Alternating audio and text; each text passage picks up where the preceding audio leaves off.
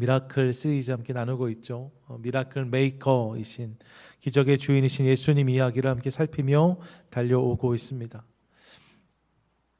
그 예수님을 만나면 여러분 약한 자가 강해지고 아픈 자가 고침을 받았습니다.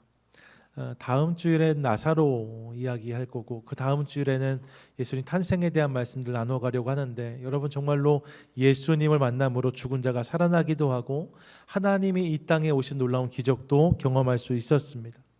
예수님의 기적은 그런 것들이죠. 그런 은혜와 회복이 예수님을 만난 인생에 임한 것들을 우리가 확인했습니다.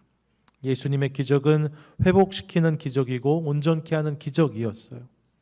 그런데 오늘 만나는 이야기는 조금 다릅니다. 지금까지 나누었던 회복의 이야기들이, 기적의 이야기들이 회복과 치유에 관한 것이었다면 오늘은 그 정반대의 이야기가 우리에게 들려지고 있습니다. 말라버렸다는 거예요. 이전까지는 예수님의 기적을 말미암아 살아났다면 이제 오늘 본문의 이야기는 예수님 말씀하심으로 말라 죽게 되었다, 이렇게 말씀하고 있는 거죠. 다소 부담되는 말씀일 수 있는데 하지만 성경은 이 또한 예수님의 기적이라고 분명히 밝히고 있으니까요. 사복음서에 나오는 예수님의 수많은 기적들 중에 하나로 이 사건이 분명히 언급되고 있기 때문에 오늘은 이 본문을 함께 나누면서 하나님의 음성을 함께 경험하려고 합니다. 무화과 나무를 저주하셔서 나무가 마른 사건, 그런 일이 있었다 하는데 오늘 이 본문을 대하면서 왜 주님이 무화과 나무를 마르게 하셨을까? 이 질문을 가지고 본문 앞에 나아가도록 하겠습니다. 여러분, 배경은 이래요. 예수님 공생의 마지막 부분을 함께 우리가 대하고 있습니다. 예수님의 마지막 일주일은 예루살렘을 배경으로 펼쳐집니다. 그런데 예루살렘은 유월절 기간이라 사람이 많았어요. 그래서 유월절에 예수님께서 예루살렘에 머무시지 못하시고 그 가까이 있는 베다니의 여정을 푸십니다. 그러니까 베다니에 계시면서 아침에 이제 예루살렘에 들어가셔서 관련된 사역들을 감당하시고 또 베다니 돌아오시고 이런 일들이 있었던 거죠. 베다니, 제가 사진 하나 준비했는데요. 현대 베다니가 이렇게 생겼습니다. 아름다운 고즈넉한 마을이죠. 중요한 건 이 베다니 자체가 아니고요. 이 베다니가 예루살렘에서 얼마 거리가 떨어지지 않았다는 거예요. 3km 정도밖에 되지 않습니다. 그러니까 한 2마일 조금 못 되지요. 나귀 타고 움직이면 또 사람들과 좀 빠르게 걸으면 뭐 1시간이 채 걸리지 않는, 아니요 30분 정도면 예루살렘에 들어갈 수 있는 그런 거리에 예수님께 지금 머무시게 된 거예요. 이미 전날 많은 사람들의 환영 속에 예루살렘 성에 한번 입성하셨던 예수님이십니다. 그 당시가 6월절 즈음이었으니까요. 요즘 우리 달력으로 하면 4월 초경이라고 할 수 있어요. 4월 초 정도에 예수님께서 예루살렘에 들어가시기 위해 베다니에 머무셨다는 거죠. 하루 들어갔다 나오셨고 이튿날 베다니에 다시 하루를 시작하시는데 근데 예수님이 좀 시장하셨다 성경이 기록합니다. 전날 사역도 많으셔서 아마 끼니를 잘 못 챙기신 것 같기도 하고 예수님 워낙 또 식사하는 거 좋아하시잖아요. 좀 시장하셨대요. 시장하셔서 주변을 이렇게 둘러보는데 예수님 시선에 한 무화과 나무가 눈에 들어왔다고 성경이 기록합니다. 무화과 나무가 있더라 말씀해요. 왜 무화과 나무가 예수님 눈에 띄었을까? 본문을 보면 이 무화과를 이렇게 설명하는데요. 13절 전반절 이렇게 말씀해요. 잘 보세요. 멀리서 잎사귀 있는 한 무화과 나무를 보시고 혹 그 나무에 무엇이 있을까 하여 가셨더니 라고 말씀합니다. 멀리서 보니까 잎사귀가 난 무화과가 있었다는 거예요. 그래서 거기에 가면 무언가 얻을 수 있지 않을까 생각하셨더라는 거죠. 예, 멀리서 봐도 잎사귀가 확인되는 무화과가 있었답니다. 이 부분을 좀 생각해 봐야 돼요. 무화과는 말 그대로 무화과입니다. 꽃이 없이 열매가 맺히는 나무가 무화과이죠. 그래서 꽃이 피지 않아도 열매가 맺혀요. 그 정도가 아니라 사실 첫 잎이 나올 때 열매가 함께 열립니다.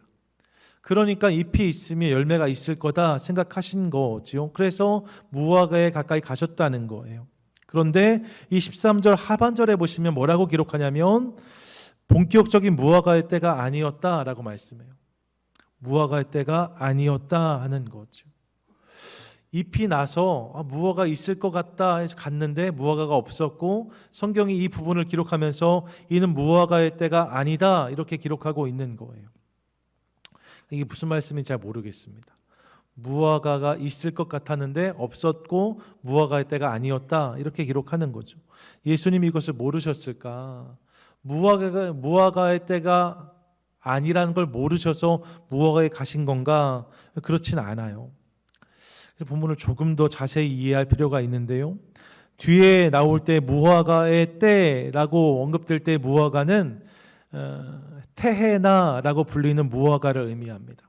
이게 무화과인데요, 우리가 흔히 보시는 무화과죠. 제가 올해 어느 집에 가서 무화과 먹었던 기억이 있어요. 그 무화과 코스코에서 사왔다고 하셨는데 이렇게 생겼습니다. 탐스러운 무화과예요. 과즙이 잔뜩 배어있는, 이게 테헤나라고 불리는 무화과입니다. 큼지막하고 먹음직한 무화과라고 할 수 있어요. 이스라엘에서는 이 무화과가 보통 4월부터 10월까지 한 나무에서 3번에 5번까지 열린다라고 기록되고 있습니다. 그러니까 무화과 나무에서 이런 테헤나를 볼 수 있는 거죠. 1년에 3번이나 3번에서 5번까지 이런 열매가 맺혔어요. 본문이 무화과의 때가 아니다라고 말씀할 때 이 테헤나를 의미하는 거예요. 테헤나가 아직 열 맺힐 때가 아니었다. 그런데 말입니다, 무화과가 1년에 3번에 5번까지 열매를 맺히니까 그걸 다 테헤나라고 불렀는데, 그 테헤나 중에 말입니다, 첫 번째 맺히는 열매는 테헤나가 아니라 다른 이름으로 이 열매를 불렀어요. 그 이름이 뭐냐? 파게라는 단어입니다. 파게. 무화과 열매는 테헤나라고 부르는데 첫 번째 열매는 파게라고 불렀어요. 왜 이름을 다르게 불렀는가? 테헤나가 이렇게 큼지막하고 먹음직한 탐스러운 열매였다면 파게는 사실 그렇지 못했기 때문입니다. 이게 파게예요. 보시면 이파리가 거의 지금 없지요. 잎이 무성할 때 맺히는 열매가 아니라는 거예요. 첫 번째 맺히는 열매, 그래서 작고 여린 것, 이걸 파게라고 불렀습니다. 작고 여리지만 하지만 배고픈 사람에게 충분히 요기가 될 수 있는 열매가 파게였어요. 무화과 나무가 처음 이제 4월이 돼서 날이 좀 따뜻해지면서 잎이 나기 시작할 때 이 파게가 함께 나오는 거죠. 이것도 따먹는 열매였는데 이게 파게고, 그 다음부터는 테헤나라고 하는 실한 열매가 맺히곤 하였다는 것입니다. 그러니까 예수님께서 잎이 있는 것을 보시고 파게를 기대하고 가셨는데 그 파게 첫 번째 나온 열매가 하나도 없었다는 거예요. 테헤나의 때가 아닌 것은 분명하고 파게조차도 없었다는 거죠. 이스라엘 전문가 중 한 분인 유 모세 목사님 이 부분을 그렇게 설명해요. 테헤나의 때는 아직이었지만 파게는 얼마든지 기대할 수 있는 상황이었는데 파게조차도 찾을 수가 없었다. 이게 본문의 상황이라는 거죠. 베다니라는 단어가 말입니다. 베이트 테헤나라는 단어의 합성어예요. 베이트 테헤나, 이게 베다니입니다. 베이트는 집이고요, 테헤나는 무화과예요. 풍성한 무화과의 마을, 집, 이게 베다니거든요. 그러니까 그 베다니에서 지금 예수님이 계시고 그 마을에 숨겨진 수많은 무화과 나무들 중에 말입니다, 멀리서도 그 잎이 확일된 만큼 꽤 잎이 나온 나무가 있었는데, 그래서 충분히 거기에 파게가 있겠다, 첫 열매가 있겠다 기대할 수 있어서 예수님이 이 나무에 다가오신 것인데, 막상 나무에 오셨더니 물론 테헤나의 때는 아니었지만 파게조차도 없었다는 거예요. 잎이 제법 나와서 첫 열매가 있겠다 생각하셨는데 그 열매가 하나도 없었다는 거죠. 그래서 예수님이 어떻게 하십니까? 이 나무를 저주하세요. 본문 14절인데 이렇게 말씀합니다. 예수께서 나무에게 말씀하여 이르시되 이제부터 영원토록 사람이 내게서 열매를 따먹지 못하리라 하시니 제자들이 이를 듣더라 라고 말씀해요. 시장하신 예수님이 파게를 기대하고 가셨다가 파게가 없어서 나무를 저주하셨는데, 여러분 그 저주가 그냥 속으로 파게가 하나도 없네, 나무 참 아쉽네, 이렇게 하고 돌아서신 게 아니라 실제로 이 말씀을 하셨다는 거예요. 이제부터 영원토록 사람이 내게서 열매를 따먹지 못하리라고 말씀하셨고 주변에 있는 이들이 이 말씀을 들었다라고 성경이 기록하고 있습니다. 예수님이 나무를 저주하신 거예요. 그리고 나서 그 다음 장면이 본문 20절에 기록되어지는데 20절이 이렇게 말씀해요. 함께 읽습니다. 시작. 그들이 아침에 지나갈 때에 무화과 나무가 뿌리째 마른 것을 보고 라고 말씀합니다. 다음 날 보았더니 그 나무가 뿌리까지 완전히 말라버렸다는 거예요. 예수님께서 전날 파괴가 없는 나무를 향해서 다시는 열매를 맺지 못할 것이다 말씀하셨는데 하루가 지나고 보았더니 잎은 물론이고 뿌리까지 완전히 말라버린 나무가 되었다 성경이 말씀하고 있는 거죠. 예수님께서 책망하셨고 예수님이 저주하셨고 그 말씀이 그대로 임하게 되었다. 어떤 의미에서 무겁고 어떤 의미에서 무서운 이야기다라고 아니할 수 없습니다. 본문을 대하면서 말입니다. 우리가 가질 수 있는 이 본문의 첫 번째 임프레션, 첫인상은 뭘 이렇게까지입니다. 사실 여러분 그럴 수 있잖아요. 열매를 구하러 갔다가 열매가 없을 수 있잖아요. 제가 교회에 들어왔는데 저 마당 저쪽에 저희 감나무도 있고 그렇잖아요. 잎이 풍성하고 때가 된 거 봐서 감이 좀 열렸겠다 가서 봤는데 감이 없어요. 그럼 어떻게 해야 돼요? 좀 기다렸다 다시 가면 되죠.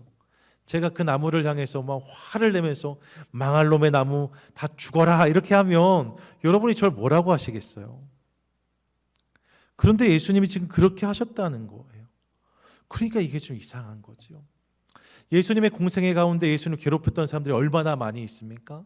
예수님께 대항했던 사람들이 얼마나 많이 있습니까? 근데 예수님은 그들을 저주하지 않으셨거든요. 그들을 이렇게 말라 죽게 하지 않으셨어요.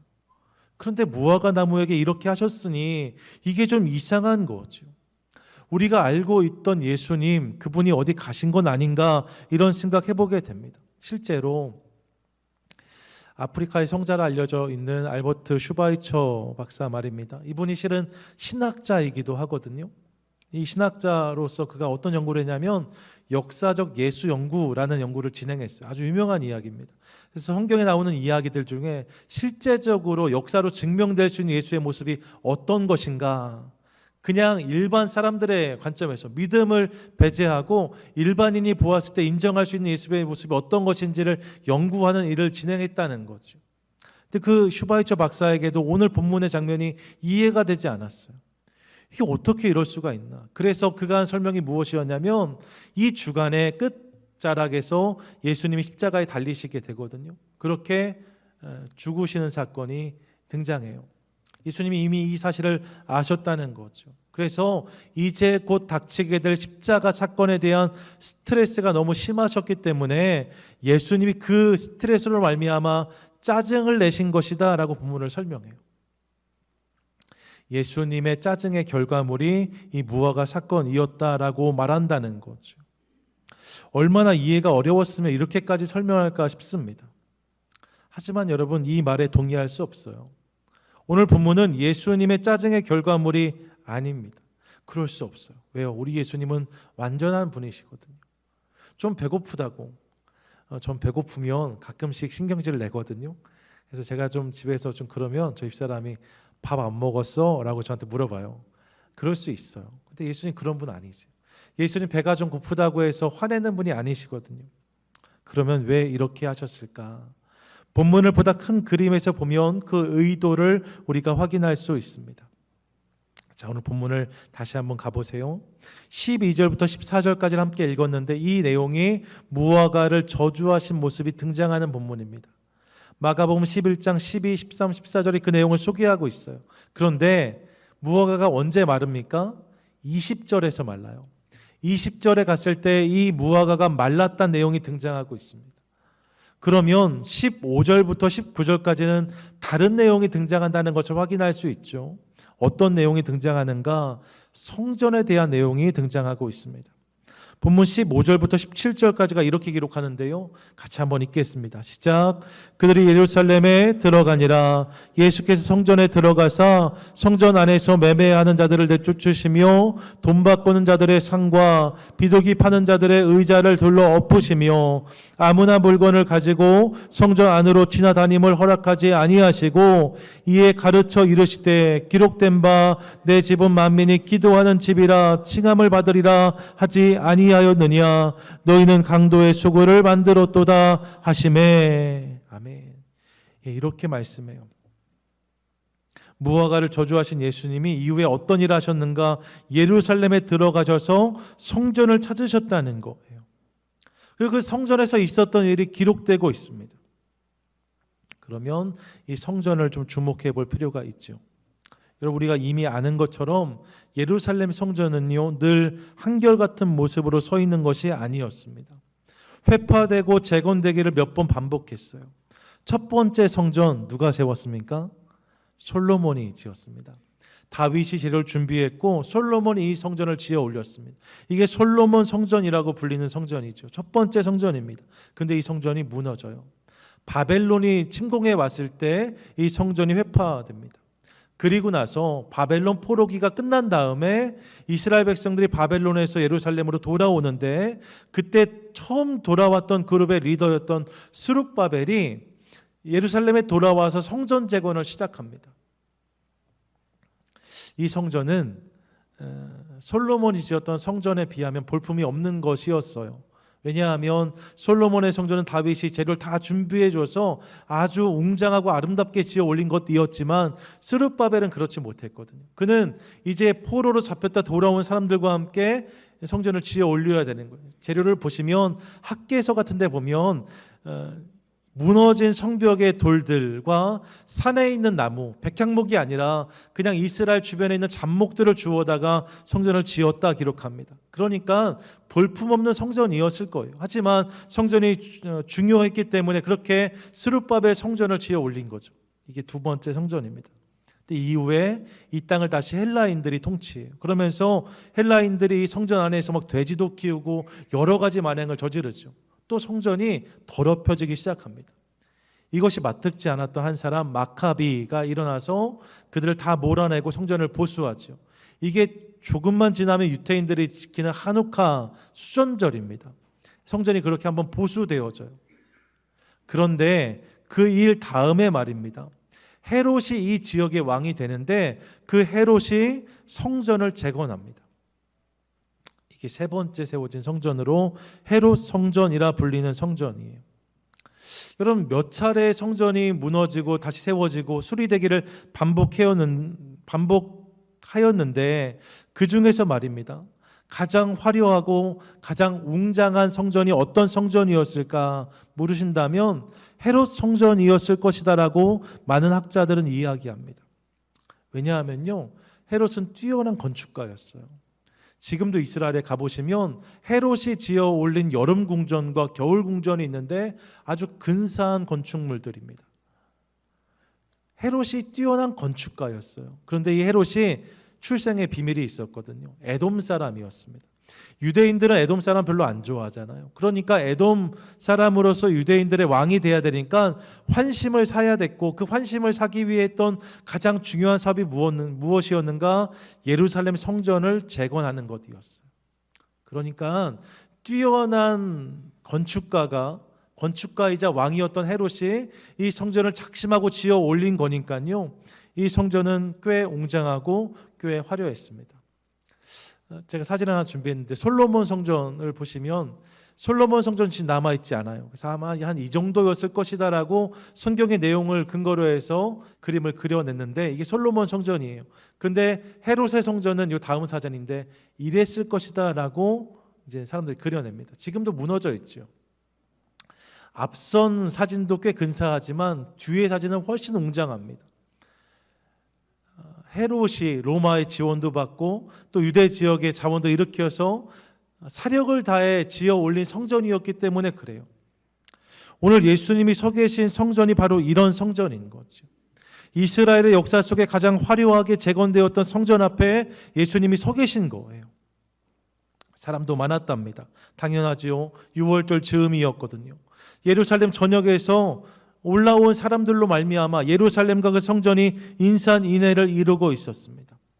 화려한 성전과 수많은 사람들, 당연히 그들 중에 하나님이 기뻐하시는 자들이 있을 수 있을 것이다, 우리 생각할 수 있어요.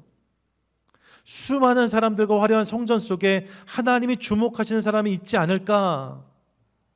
하지만 실상은 그렇지 않았다는 거예요. 예수님이 만난 현실은 그런 것이 아니었어요. 성전을 재건하는 헤롯도 하나님이 아니라 사람들의 환심을 사기 위해 그 공사를 진행했습니다. 예배를 위해 올라온 이스라엘 백성들도 마찬가지예요. 진심과 정성을 다해서 하나님 예배하려 하기보다는 의무적인 예배니까 최대한 편리하게 이 예배를 해치우고 돌아가려는 사람들이 대부분이었습니다. 그래서 15절에서 보시면 재물을 사고 파는 사람들의 무리를 우리가 확인하게 돼요. 원래 흠없는 재물을 준비하려면 1년 동안 애지중지 수고해서 그것들을 키워낸 다음에 그것을 잘 가지고 올라와서 잡았어야만 했는데 그 모든 과정이 너무 수고스러운 거예요. 너무 어려운 거예요. 그래서 성전에 그냥 와서 지갑만 들고 와서 그냥 돈 주고 적당한 재물을 사서 드리는 사람들이 넘쳐났다는 거죠. 이것이 그 당시 그들의 민낯이었다는 거예요. 마치 말라버린 무화과 나무처럼 보여주는 잎사귀는 있었어요. 화려한 성전도 있었고 많은 사람도 있었답니다. 하지만 거기에 당연히 있어야 되는 파괴, 즉 열매는 하나도 없었다는 거예요. 말라버린 무화과 나무 이야기 속에서 주님은 바로 이 부분을 이야기하시는 거죠. 무화과 나무의 이야기 속에 성전의 이야기가 삽입된 이유는 여기에 있습니다. 그들의 모습이, 그날 그들의 모습이 이 무화과 나무의 모습과 진배 없었다는 거예요. 그리고 실제로 마태복음 24장에 넘어가면 예수님이 이 성전에 대해서 이렇게 예언하십니다. 24장 1절과 2절인데 함께 읽습니다. 시작. 예수께서 성전에서 나와 가실 때에 제 아들이 성전 건물들을 가르쳐 보이려고 나아오니 대답하여 이르시되 너희가 이 모든 것을 보지 못하느냐? 내가 진실로 너희에게 이르노니 돌 하나도 돌 위에 남지 않고 다 무너뜨려지리라. 아멘. 뭐예요? 무화과 나무를 향해서 저주하셨던 예수님이 동일한 책망을 예루살렘 성전을 향해서 쏟아내시는 거예요. 이 성전도 그렇게 될 것이다 말씀하는 거죠. 이게 오늘 본문의 내용입니다. 무화과 나무가 말랐나이다. 그런 일들이 있었다는 거죠. 사랑하는 여러분, 참 어렵고 두렵고 또 무거운 말씀인데 하지만 우리가 꼭 들어야 되는 말씀이기도 하다고 저는 믿습니다. 이 본문을 저는 늘 연말이 되면 떠올려요. 그러면서 세 가지 질문을 해봅니다. 어떤 질문을 하는가? 첫 번째 이렇게 질문해 봐요. 나에게 열매가 있는가? 그렇게 생각해 봅니다. 나에게 열매가 있는가? 혹시 나는 올 한 해 동안 잎만 낸 것은 아닌가? 그런 생각을 해보는 거죠. 여러분, 무화과 나무가 책망을 들은 이유가 무엇입니까? 분명합니다. 잎만 내고 열매를 내지 못했기 때문입니다. 정확히 말씀드리면 잎을 그럴듯하게 내어서 마치 열매가 있는 것처럼 하였지만 실상은 그 안에 열매가 하나도 없었다는 거예요. 주님이 이 부분을 책망하신 거죠. 잎만 내고 열매가 없었던 무화과 나무, 그 나무를 보면서 혹시 이것이 나의 모습은 아닌가 늘 생각해 봅니다. 동일한 질문을 우리가 함께 할 수 있기를 원해요. 주님이 우리를 어떤 나무로 심으시는가? 여러분, 주님은 이 땅에 인생을 심으실 때 말입니다. 어떤 인생도 관상수로 심어 놓지 않으세요. 과실수로 심어 놓으세요. 그냥 보고 잎만 내라 하는 인생은 하나도 없는 거죠. 이 땅에 주님께서 인생을 내실 때 말입니다. 우리로 이 땅에 태어나 살게 하실 때는 우리에게 기대하신 열매가 있어요. 그러니까 자문해야 돼요. 나에게 열매가 있는가? 잎은 무성한데 혹시 나도 열매가 있다 착각하지만 열매가 없는 것은 아닌가? 이 질문을 꼭 해야만 된다는 거죠. 더불어 이 질문에 대한 바른 답을 찾기 위해서 그렇다면 잎과 열매가 무엇인가? 라는 질문도 해야만 합니다. 잎이 무엇이고 열매가 무엇인가? 여러분, 먼저 잎이 무엇일까요? 잎은 보여지고 드러나는 것이라고 할 수 있습니다.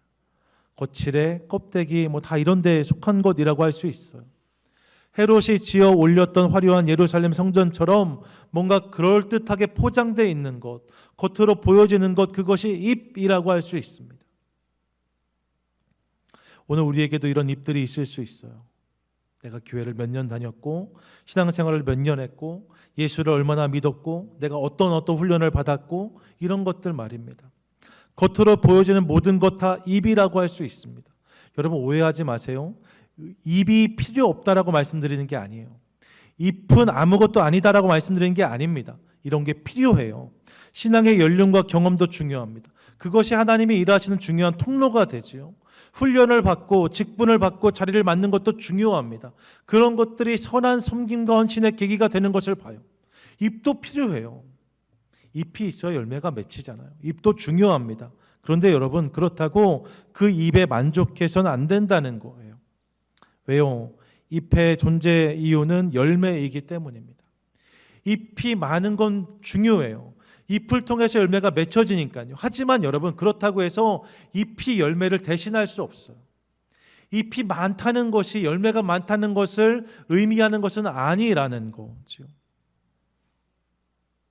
나무의 존재의 목적은 열매에 있습니다. 잎의 존재 이유도 열매에 있어요. 잎을 통해서 열매를 맺는 데까지 나아가야 한다는 거예요. 그렇다면 열매는 무엇일까요? 열매는 들여다보고 찾아봐야 발견되는 것이라고 할 수 있습니다. 실제로 아까 사진에 보셨는데 파게는 말입니다. 잎보다 훨씬 작아요. 눈에 잘 띄지 않아요. 가까이 가야만 보여지는 것이라고 할 수 있습니다. 하지만 이 열매는 무화과 나무를 심은 목적과 연결되어져 있지요.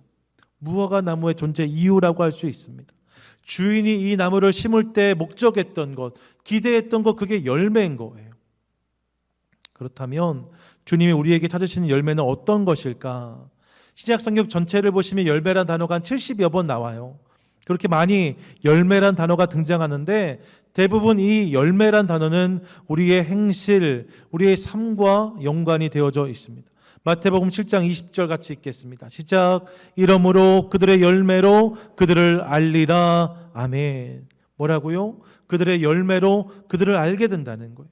그들의 삶을 통해서 그들을 알 수 있다는 거죠. 이게 대부분 삶, 행위와 열매가 연결되어 있는데 그 중에서도 직접적으로 이 열매의 내용이 언급된 본문들이 있습니다. 크게 두 가지인데 갈라디아서 5장 22절, 23절이 그래요. 같이 한번 읽습니다. 시작. 오직 성령의 열매는 사랑과 희락과 화평과 오래 참음과 자비와 양성과 충성과 온유와 절제니 이 같은 것을 금지할 법이 없느니라. 아멘. 에베소서 5장 9절 함께 읽습니다. 빛의 열매는 모든 착함과 의로움과 진실함에 있느니라. 아멘. 여러분, 우리가 맺어야 되는 열매는 어떤 것인가? 이런 것이라는 거예요. 사랑, 희락, 화평, 오래 참음, 자비, 양선, 충성, 온유, 절제, 그리고 착함과 의로움, 진실함이 우리 삶에 맺혀야 되는 열매라는 거죠. 주님이 우리를 심으실 때 기대했던 열매들이 이런 것이랍니다. 내 삶에 허락된 이파리들을 통해서 이런 열매들이 내 삶에 맺혀야 된다고 말씀하세요. 더 사랑하게 되고 더 기뻐하는 모습이 내 삶 가운데 있어야 된다는 거예요. 주님을 오래 믿었기 때문에, 주님을 오래 알았기 때문에 그것이 다가 아니라 그건 잎이고요. 그것을 통해서 내가 더 사랑하고 더 기뻐하는 인생이 되어야 된다고. 평화를 위해 애쓰고 수고하고 오래 참을 수 있고 긍휼히 여기고 양보하고 충성되이 섬기고 온유한 마음으로 절제하는 인생이 되어야 된다고 말씀하시는 거예요. 착하고 의롭고 진실하려고 교회를 다니는 것은 아니지만 주님을 믿고 섬기는 것을 통하여서 우리의 인생 가운데 점점 더 착해지는 모습이, 점점 더 의로워지는 삶의 모습들이, 진실한 삶이 있어야 된다라고 말씀하시는 거죠. 주님이 그것을 기대하신다는 거예요. 우리 삶에 주어진 수많은 잎들이 결국 이 열매로 결론되어야 된다는 거예요. 이것이 주님께서 우리 삶 가운데 찾으시는 열매라고 성경은 말씀하고 그런 열매를 주님이 기뻐하신다라고 기록하고 있습니다. 그러므로 이 사실을 기억하며 잎에 만족하는 것을 넘어서 열매를 내는 인생 저와 여러분 되시기를 축복합니다. 축복합니다. 아멘. 옆에 분들 같이 한번 인사하세요. 열매 내는 나무가 됩시다. 시작. 열매 내는 나무가 됩시다. 여러분, 열매 내는 나무가 됩시다. 다 우리가 잎을 내고 있는데, 그 수많은 잎을 내면서 올 한 해 달려왔는데, 그 잎을 넘어서 열매가 있는 인생 우리가 되기를 원해요. 동시에 그럼 열매를 내야 되는데, 이를 위해서 우리가 해야 되는 질문이 있습니다. 그게 뭐예요? 그건 이것입니다. 어떻게 해야 내가 열매를 맺을 수 있을까예요. 잎을 넘어서 열매를 맺어야 되는데, 그 열매가 어떻게 해야 내 삶에 맺힐 수 있을까? 사실 예수님 이전에는요, 이 열매를 내가 맺을 수 있다고 생각했어요. 그래서 치열하게 내가 씨름하고 치열하게 내가 싸우면, 그러면 어떻게 해서든 내가 열매를 맺지 않을까? 내가 죄인인데, 죄 많은 인생인데, 그런 치열함을 가지고 씨름하면 어느 순간 내가 의라는 열매를 맺지 않을까? 그런 생각을 하였습니다. 하지만 여러분, 성경이 우리에게 고백하는 결론이 뭐예요? 그렇지 않다는 거예요. 죄인의 수고는 죄를 더할 뿐이에요. 수요예배 때 갈라디아서 이제 이번 주 다음 주 마무리되는데요, 갈라디아서 내내 그 내용 살피며 달려왔잖아요. 여러분, 다른 복음은 없다는 거예요. 그런 율법을 통해서 우리가 의로워질 수 없다고 성경이 말씀하죠. 그런 내 인간적인 수고와 애씀을 통해서는 열매를 경험할 수 없답니다. 그러면 어떻게 해야 열매를 맺을 수 있는가? 요한복음 15장을 보시면 예수님은 열매의 비결을 이렇게 말씀하세요. 15장 4절과 5절인데 함께 읽습니다. 시작. 내 안에 거하라. 나도 너희 안에 거하리라. 가지가 포도나무에 붙어있지 아니하면 스스로 열매를 맺을 수 없음같이 너희도 내 안에 있지 아니하면 그러하리라. 나는 포도나무요 너희는 가지라. 그가 내 안에 내가 그 안에 거하면 사람이 열매를 많이 맺나니 나를 떠나서는 너희가 아무것도 할 수 없음이라. 아멘. 여러분, 열매의 비결이 뭐예요? 예수님이시라는 거예요. 열매를 맺기 위해서 무엇을 해야 됩니까? 그분 안에 거해야 된다는 거예요. 그분 안에 거하는 것이 뭐예요? 그분을 생각하고 그분을 바라보며 그분 안에 살아가는 거예요. 그런 삶이 있을 때 말입니다. 내가 무언가를 하려고 애쓰지 않아도 내가 예수님을 늘 생각하고 그분을 바라보며 걸어간다면 그 삶에 이런 열매는 맺히게 된다라고 성경이 말씀하고 있는 거예요. 사랑하는 여러분, 예수님 안에 머무는 것을 통하여서 그분이 맺게 하신 열매들이 우리 삶 가운데 경험되기를 축복합니다. 여러분, 생각해 보면 얼마나 은혜예요. 주님이 우리 가운데 기대하신 열매가요, 태나가 아니었어요. 뭐였어요? 파괴였어요. 태나는 크고 탐스럽고 먹음직한 무화과예요. 근데 오늘 예수님이 무화과에 가서 찾으신 건 뭐였어요? 파괴였어요. 작고 연약한 것 말입니다. 눈에 잘 띄지 않는 것 말입니다. 어떤 사람들은 에이 이게 무슨 열매냐 할 만한 그런 것 말입니다. 근데 주님은 그것을 찾으러 무화과로 가시잖아요. 주님이 내 삶 가운데 기대하신 것도 마찬가지. 태나가 맺히면 너무 좋겠죠.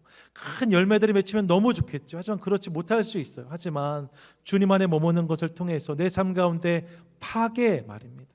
작은 열매의 몽골이라도 생기기 시작하면 주님이 그것을 기뻐하신다는 거예요. 주님 안에 머물면 그 파괴가, 나아가 태나가 우리 삶 가운데 열린다 말씀하는 거죠.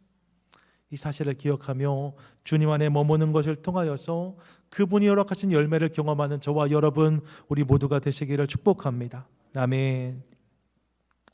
사랑하는 여러분, 그러니까 우리 삶에 주님을 초대하고 그분을 기뻐하는 인생 되도록 하겠습니다. 대림절기를 지나고 있어요. 대림절기는 나에게 오시는 주님을 간절히 기다리는 시간입니다. 사실 지난주에는 저희 추수감사주일로 지켰고요. 그때부터 대림절기 시작됐는데, 지난주에는 저희 지방의 어느 교회에 좀 문제가 있어서요, 제가 거기 설교하러 가기로 되어 있었는데 상황이 좀 바뀌어서 제가 그냥 자리를 지키게 되었어요. 그래서 외부 강사님 말씀을 전하신 거죠. 제가 뭐 아팠던 게 아닙니다. 누가 저한테 아프냐고 물으시더라고요. 그렇지 않아요. 그래서 오늘 제가 대림절 말씀을 나누게 되었는데, 여러분, 우리 대림절기를 지나고 있어요. 대림절기가 어떤 절기입니까? 예수님을 간절히 기다리는 절기입니다. 나에게 오신, 또 나에게 오실 주님을 기억하고 기대하는 절기가 대림절입니다. 주님을 우리 간절히 바라는 거죠. 그런데 말입니다, 가만히 보면 우리가 주님을 바라는데 그 주님을 바라는 내 모습이 어느 영역, 어느 부분에 한정될 때가 있는 것을 봐요. 주님 내 문제에 좀 찾아와 주세요. 주님 내 아픔에 좀 손 내밀어 주세요. 힘들고 어려운 시간 주님 함께 가주세요 라고 말하는 우리의 모습을 발견할 때가 있습니다. 물론 맞아요. 우리 주님 우리의 작은 신음에도 응답하시는 분이십니다. 우리가 땅끝에 우리 자리를 펼지라도 거기까지 함께 해주시겠다고 말씀하세요. 그런데 말입니다, 주님은 거기에도 함께 하시지만 주님이 우리와 함께 하기 원하시는 자리는 거기뿐만이 아닙니다. 주님은요 우리 삶 전체에 함께 하길 원하세요. 내가 힘들고 어려울 때 그곳에만 주님 함께 해주세요가 아니라 내가 기쁘고 즐거울 때에도 주님은 그 자리에 나와 함께 하기를 원하십니다. 내가 골짜기를 지날 때뿐만 아니라 평지를 걸을 때에도 높은 산지를 다닐 때에도 주님은 나와 함께 하기를 원하세요. 내 삶 모든 영역 모든 자리에 주님이 함께 하기 원하시고 그런 동행을 통하여서 우리 삶 가운데 열매를 주기 원하시는 것, 이것이 주님의 마음인 거지요. 그러므로 사랑하는 여러분, 이 대림절기 우리 삶 모든 영역에 그분을 기대하고 바라는 은혜가 있게 되기를 소망합니다. 하나님, 우리 가정에, 하나님 우리 교회에, 우리 사업과 직장에, 하나님 내가 운전할 때에도, 내가 밥을 먹을 때에도, 내가 사람들을 만날 때에도, 내가 기뻐하며 웃을 때에도 뿐만 아니라 슬퍼하며 눈물을 흘릴 때에도 그 모든 내 삶의 자리에 찾아와 주십시오. 그래서 그분과 함께 거하는 인생을 경험케 해 주시옵소서. 이를 통하여서 하나님 열매를 경험케 해 주십시오. 함께 기도하는 저와 여러분 우리 모두가 되시기를 축복합니다. 오늘 무화과 나무가 말랐나이다, 이 말씀 함께 나누었습니다. 예, 여러분 그날 그 무화과 나무는 말랐습니다. 하지만 주님은 오늘 우리로 풍성한 열매 날 것들을 기대하며 우리를 응원하고 계세요. 다시 기회를 주시고 다시 기회를 주심으로 다시 열매를 맺으라 하십니다. 한 해를 마무리한 자리에 서 있어요. 올 한 해 돌이켜보면 열매보다 잎이 더 많았던 것은 아닌가, 혹시 잎은 있는데 열매는 없지 않은가, 이런 생각 드실 수 있습니다. 그런데 여러분 주님께서 다시 한번 우리 삶에 기회를 주세요. 그 주님의 은혜를 기억하며 하나님 오늘 이후에 내 삶이 주님을 기대하는 것을 통하여서 열매 내는 인생이 되기를 원합니다. 함께 기도하는 것을 통하여서 응답받는 저와 여러분 우리 모두가 되시기를 주님의 이름으로 간절히 축원드립니다. 아멘. 아멘.